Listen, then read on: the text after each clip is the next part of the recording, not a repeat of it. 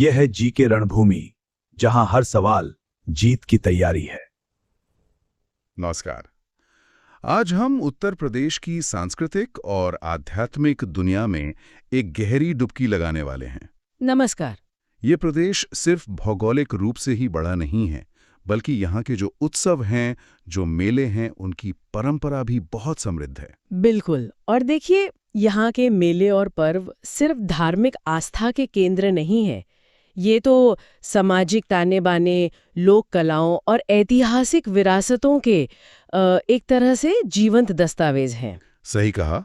और परीक्षा के दृष्टिकोण से भी इन मेलों के स्थान, उनका महत्व और उनसे जुड़ी जो खास बातें हैं, उन्हें समझना बहुत जरूरी हो जाता है। तो चलिए इसी गहन चर्चा की शुरुआत करते हैं और उत्तर प्रदेश की इस पावन धरा को इसके उत्सवों के माध्यम से समझते हैं। हाँ, हम क्षेत्रवार तरीके से आगे बढ़ेंगे ताकि सभी जरूरी तथ्य आसानी से याद हो जाएं। बहुत बढ़िया। तो सबसे पहले बात करते हैं तीर्थराज प्रयाग की, जो दुनिया के सबसे बड़े मानव समागमों का केंद्र रहा है। हाँ, प्रयागराज। यहाँ मुख्य रूप से 2 आयोजन हैं। पहला माघ मेला, जो हर साल माघ के महीने में संगम तट पर होता है। अच्छा, माघ मेला। इसे मिनी कुंभ भी कहा जाता है। यहाँ कल्पवासी 1 महीने तक बहुत कठिन तप और स्नान करते हैं। कल्पवासी, ये कोई खास साधु संत होते हैं? नहीं, ये आम लोग ही होते हैं। श्रद्धालु जो 1 महीने के लिए अपना घर परिवार, अपनी सारी सुख सुविधाएं छोड़कर संगम किनारे तंबुओं में रहते हैं। ये एक तरह की आध्यात्मिक साधना है। वाह। और दूसरा आयोजन? दूसरा है दशहरा रामदल। ये विजयादशमी का एक बहुत ही अनूठा उत्सव है। इसमें रामदल की एक भव्य शोभा यात्रा निकलती है। अच्छा। और ये अपनी विद्युत सजावट मतलब लाइटिंग के लिए बहुत प्रसिद्ध है।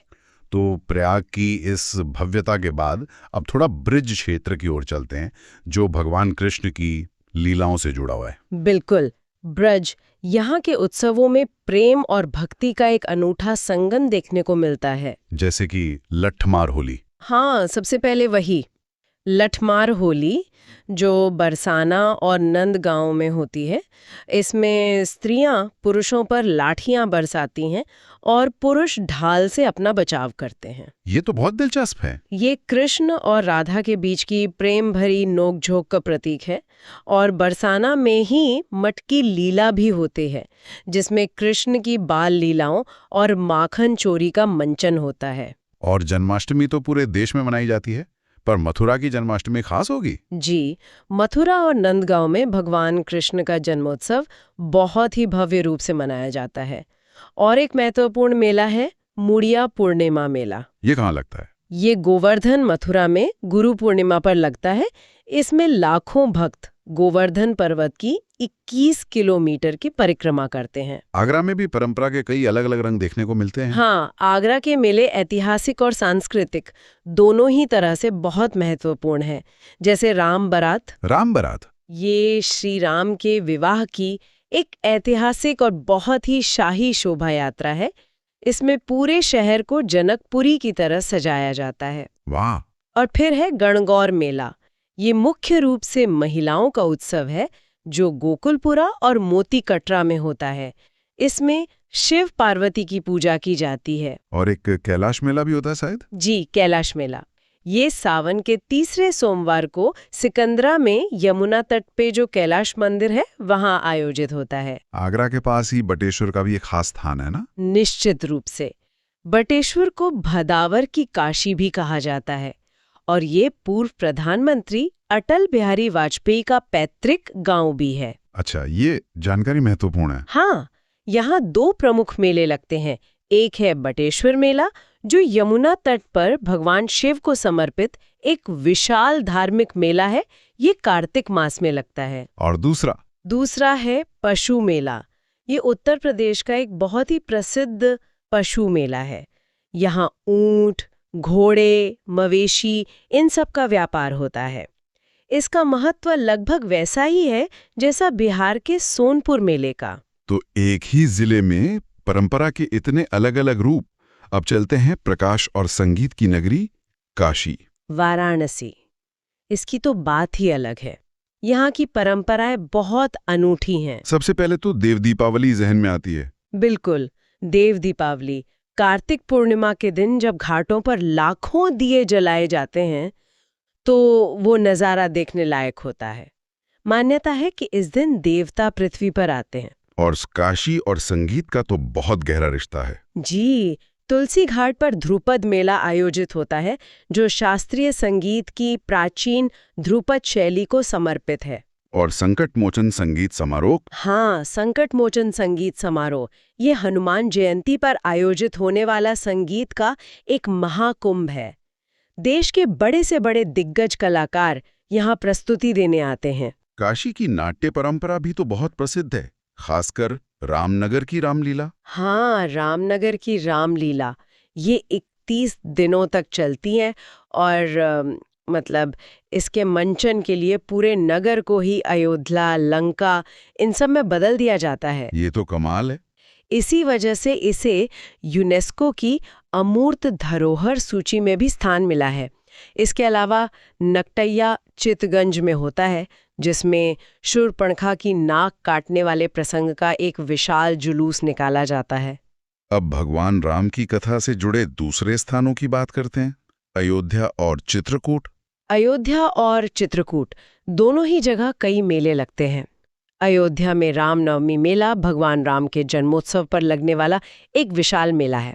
और सावन में भी कुछ होता है? हाँ, सावन के महीने में श्रावण झूला मेला लगता है। इसमें अयोध्या के मंदिरों में मूर्तियों को झूला झुलाया जाता है। एक रामायण मेले का भी जिक्र आता है। जी, रामायण मेला अयोध्या और चित्रकूट दोनों ही जगहों पर लगता है।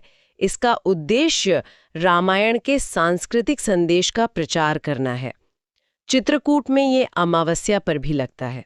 चलिए आप थोड़ा पूर्वांचल की ओर बढ़ते हैं, जहां आस्था का संगम इतिहास से होता है। हाँ, पूर्वांचल यहाँ के प्रमुख मेलों में सबसे पहले तो गोरखपुर का खिचड़ी मेला है। मकर संक्रांति पर। जी, मकर संक्रांति पर गोरखपुर के गोरखनाथ मंदिर में बाबा गोरखनाथ को खिचड़ी चढ़ाने की परंपरा है और ये मेला 1 महीने तक चलता है। और एक तरकुलहा मेला भी है। हाँ, तरकुला मेला ये गोरखपुर के तरकुलहा देवी मंदिर में चैत्र रामनवमी पर लगता है और इस स्थल का संबंध क्रांतिकारी बंधु सिंह के बलिदान से भी है। ये तो बहुत ही रोचक बात है। जी, और फिर है बलिया का ददरी मेला। ये महर्षि भृगु के शिष्य दरदर मुनि के सम्मान में लगता है। यहाँ गंगा स्नान और पशु व्यापार दोनों ही प्रमुख हैं। उत्तर प्रदेश में शक्ति उपासना की भी बहुत गहरी परंपरा है। जो प्रमुख देवी मेले हैं उनके बारे में भी बताइए। जी, यहाँ कई प्रमुख शक्तिपीठ हैं और उनसे जुड़े मेले भी, जैसे सहारनपुर की शिवालिक पहाड़ियों में नवरात्रि के दौरान शाकंभरी देवी मेला लगता है। देवी पाटन मेला तुलसीपुर बलरामपुर में ये माँ पाटेश्वरी शक्तिपीठ है। और मिर्जापुर के विंध्याचल में नवरात्रि मेला तो बहुत ही भव्य होता है। माँ विंध्यवासिनी धाम पर चैत्र और शारदीय दोनों नवरात्रि में भारी भीड़ होती है। हमने अब तक जितने भी मेलों की बात की है उनमें उत्तर प्रदेश की एक सबसे बड़ी विशेषता उभर कर आती है और वो है इसकी साझी विरासत। बिल्कुल, गंगा जमुनी तहजीब। और ये इन मेलों में जीवंत हो उठती है। इसका सबसे अच्छा उदाहरण शायद मेरठ का नौचंदी मेला है। सबसे बड़ा उदाहरण मेरठ का नौचंदी मेला हिंदू मुस्लिम एकता का प्रतीक है। सोचिए, एक ही परिसर में नौचंदी देवी का मंदिर और बाले मियाँ की मजार है। ये तो सच में अद्भुत है। और वहीं सरदना में क्रिश्चियन फेयर भी लगता है जो बेगम समरू बैसिलिका चर्च में आयोजित होता है। और सूफी परंपरा में बाराबंकी का देवा शरीफ मेला बहुत खास है।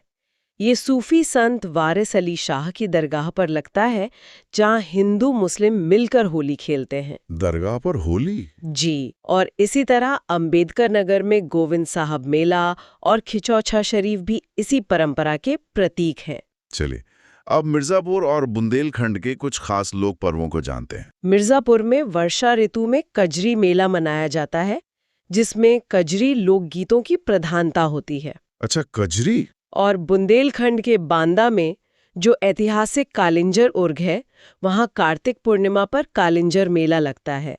यहाँ नीलकंठ महादेव का एक बहुत प्राचीन मंदिर है और इसका इतिहास चंदेल शासकों से जुड़ा है। कुछ मेले ऐसे भी हैं जो बहुत ही ज्यादा प्राचीन और पौराणिक महत्व के हैं। हाँ, जैसे कासगंज का सोरो मेला, ये भगवान वराह की जन्मस्थली है, और फर्रुखाबाद का कांपिल्य मेला जो प्राचीन पांचाल महाजनपद की राजधानी था। पांचाल मतलब द्रौपदी से जुड़ा हुआ? बिल्कुल, ये स्थान जैन धर्म के 13वें तीर्थंकर बिमलनाथ और महाभारत में द्रौपदी के स्वयंवर दोनों के लिए ही पवित्र है। तो इतने सारे मेलों और स्थानों को याद रखने के लिए अगर परीक्षा के नजरिए से देखें तो कुछ मुख्य बिंदुओं पर फिर से ध्यान देना जरूरी है। हाँ, एक छोटा सा सारांश बना लेते हैं। जी। देखिए, पशु मेले की बात करें तो बटेश्वर आगरा और ददरी बलिया, ये 2 नाम याद रखने हैं। ठीक है। सांप्रदायिक एकता के प्रतीक के तौर पर नौचंदी मेरठ और देवा शरीफ बाराबंकी। ये भी बहुत महत्वपूर्ण है। और यूनेस्को धरोहर का दर्जा किसे मिला है? रामनगर वाराणसी की रामलीला को। और एक क्रांतिकारी संबंध वाला मेला है तरकुल्हा मेला, गोरखपुर, जो क्रांतिकारी बंधु सिंह से जुड़ा है। बहुत ही बढ़िया। सबसे पहले तीर्थराज प्रयागराज से ही शुरू करते हैं। पहला सवाल है, विश्व प्रसिद्ध माघ मेला उत्तर प्रदेश के किस जिले में आयोजित किया जाता है? इसका सही उत्तर है प्रयागराज। माघ मेला जो है वो हर साल प्रयागराज में संगम तट पर लगता है। हर साल? हाँ, हर साल। इसे आप कुंभ मेले का एक वार्षिक मतलब एक मिनी वर्जन मान सकते हैं, जो मकर संक्रांति से शुरू होता है। अच्छा, और कुंभ और अर्धकुंभ जैसे जो विशाल मेले हैं उनके बारे में क्या? वो भी प्रयागराज में ही आयोजित होते हैं। प्रयागराज को तो भारत की आध्यात्मिक राजधानी भी कहते हैं, है ना? हाँ बिल्कुल। तो यहाँ गंगा, यमुना और पौराणिक सरस्वती के संगम पर हर 12 साल में महाकुंभ लगता है और हर 6 साल में अर्धकुंभ का आयोजन होता है। प्रयागराज में दशहरा रामदल उत्सव भी बहुत प्रसिद्ध है। इसकी क्या खासियत है? इसकी मुख्य विशेषता है इसकी भव्य झांकियां, मतलब ग्रैंड टैब्लोज। प्रयागराज का दशहरा और रामदल अपनी अनूठी और क्या कहते हैं भव्य झांकियों के लिए पूरे देश में मशहूर है। वहाँ अलग अलग मोहल्लों से बिजली की सजावट के साथ शानदार झांकियां निकाली जाती हैं। अच्छा। तो अब हम संस्कृति के केंद्र काशी यानी वाराणसी की ओर बढ़ते हैं। वाराणसी में आयोजित होने वाला ध्रुपद मेला मुख्य रूप से किस विधा से संबंधित है? ये शास्त्रीय संगीत से संबंधित है। क्लासिकल म्यूजिक से। ये मेला तुलसी घाट पर आयोजित होता है और ये भारतीय शास्त्रीय संगीत की ध्रुपद शैली को समर्पित एक बहुत ही प्रतिष्ठित संगीत समारोह है। वाराणसी का नकिया मेला भी काफी अनोखा सुना है। ये किस क्षेत्र में और किस प्रसंग पर आधारित है? हाँ, ये मेला वाराणसी के चेतगंज क्षेत्र में लगता है और ये रामायण के उस प्रसंग पर आधारित है जिसमें शूर्पणखा की नाक काटी जाती है। अच्छा जी। इस मेले में इस प्रसंग का मंचन होता है और झांकियां भी निकाली जाती हैं। और देव दीपावली का जो विश्व प्रसिद्ध आयोजन है वो कहाँ होता है? वो भी वाराणसी में ही होता है। यह दीपावली के 15 दिन बाद कार्तिक पूर्णिमा के अवसर पर मनाया जाता है। हाँ, इसकी तस्वीरें तो बहुत देखी हैं। बिल्कुल। इस दिन वाराणसी के जो अर्धचंद्राकार घाट हैं उनको लाखों दियों से सजाया जाता है। इसे देवताओं की दीपावली भी कहते हैं। बहुत खूब। अब आगरा और उसके आसपास के क्षेत्र की बात करते हैं। आगरा जिले के बटेश्वर में लगने वाला मेला किस लिए सबसे ज्यादा प्रसिद्ध है? बटेश्वर मेला जो है वो मुख्य रूप से एक पशु मेला है, एक कैटल फेयर। पशु मेला? जी, ये यमुना नदी के तट पर है और ये उत्तर प्रदेश के सबसे बड़े पशु मेलों में से एक माना जाता है। ये ऊंटों और घोड़ों के व्यापार के लिए भी जाना जाता है। अच्छा, आगरा में कैलाश मेला भी लगता है। ये कब और कहाँ आयोजित होता है? कैलाश मेला सावन के तीसरे सोमवार को आगरा के सिकंदरा क्षेत्र में लगता है। वहाँ कैलाश मंदिर है, उसी पर ये आयोजित होता है। यहाँ श्रद्धालु भगवान शिव की पूजा के लिए इकट्ठा होते हैं। ठीक है। अब ब्रजभूमि की ओर चलते हैं। विश्व प्रसिद्ध लट्ठमार होली कहाँ खेली जाती है? ये बरसाना और नंदगांव में खेली जाती है। बरसाना और नंदगांव? हाँ, ये एक बहुत ही प्रेम भरी परंपरा है। फाल्गुन महीने में बरसाना यानी राधा जी का गांव, वहां की महिलाएं नंदगांव यानी कृष्ण का गांव, वहां के पुरुषों पर लाठियां बरसाती हैं। और पुरुष ढाल से अपना बचाव करते हैं। ये बहुत ही मनोरंजक होता है। अच्छा, मुड़िया पूर्णिमा मेला, इसका आयोजन कहाँ होता है? इसका आयोजन गोवर्धन मथुरा में होता है। आषाढ़ पूर्णिमा, जिसे गुरु पूर्णिमा भी कहते हैं, उस अवसर पर लाखों भक्त गोवर्धन पर्वत की परिक्रमा करते हैं। पर इसका नाम मुड़िया क्यों है? क्योंकि संतों के सिर मुंडवाने की एक परंपरा है, उसी के कारण इसे मुड़िया मेला कहते हैं। अच्छा, ये बात है।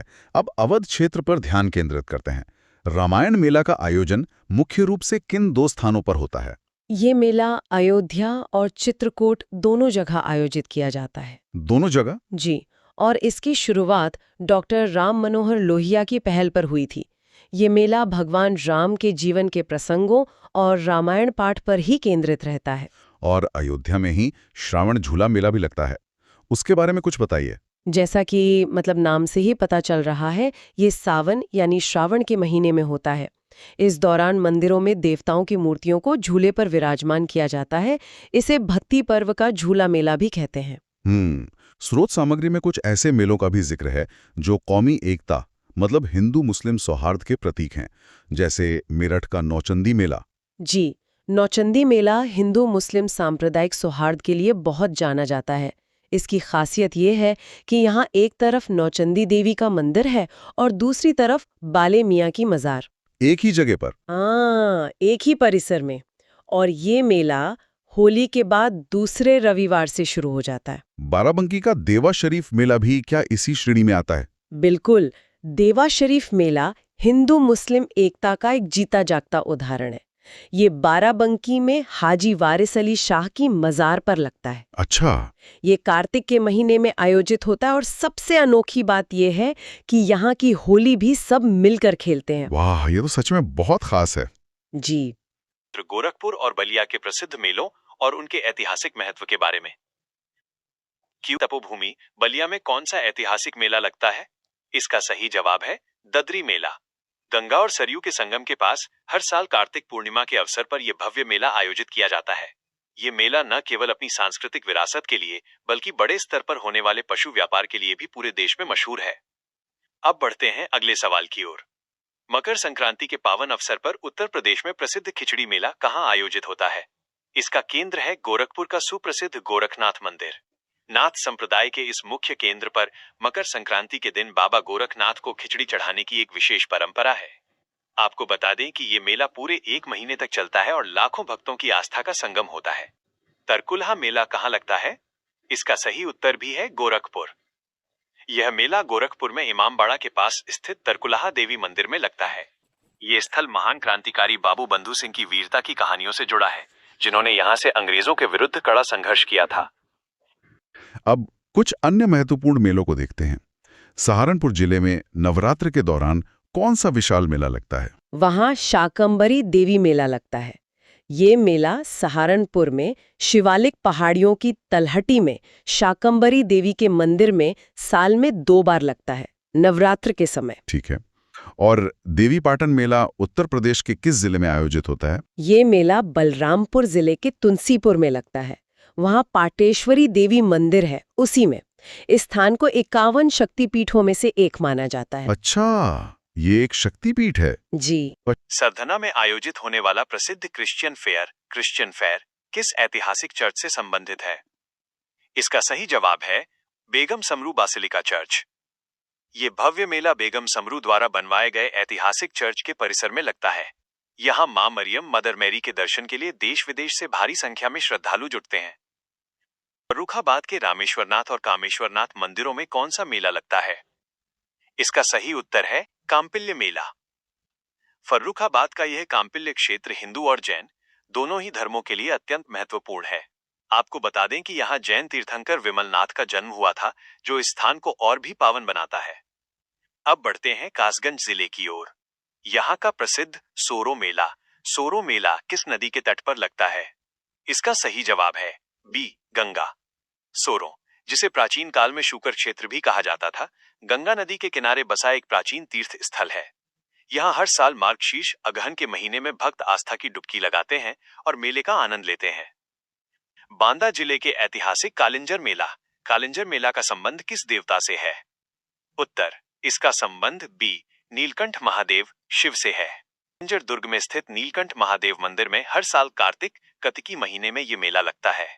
यह दुर्ग और यहाँ का मंदिर ऐतिहासिक दृष्टि से अत्यंत महत्वपूर्ण माना जाता है। मिर्जापुर में विंध्याचल धाम के अलावा कजरी गीतों से जुड़ा कौन सा मेला प्रसिद्ध है? उत्तर, यहाँ का सही विकल्प है डी उपरोक्त सभी। मिर्जापुर अपनी कजरी लोकगीतों के लिए विश्व विख्यात है। यहाँ कजरी महोत्सव के साथ साथ ओझला मेला और लोहंदी मेला जैसे शानदार सांस्कृतिक आयोजन भी होते हैं। केरला के प्रसिद्ध गणगौर मेला, गंगौर मेला का आयोजन मुख्य रूप से कहाँ होता है? उत्तर, इसका सही उत्तर है ऑन ए, गोकुलपुरा और मोती कटरा। राजस्थान की सीमा के करीब होने के कारण आगरा में गणगौर का पर्व बहुत धूमधाम से मनाया जाता है। इस अवसर पर गोकुलपुरा और मोती कटरा के क्षेत्रों से मां गणगौर की भव्य सवारी निकाली जाती है।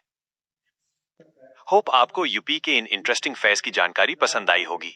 ऐसी ही और इंफॉर्मेटिव वीडियोस के लिए जुड़े रहें। Don't forget to like and subscribe. मिलते हैं अगले भाग में।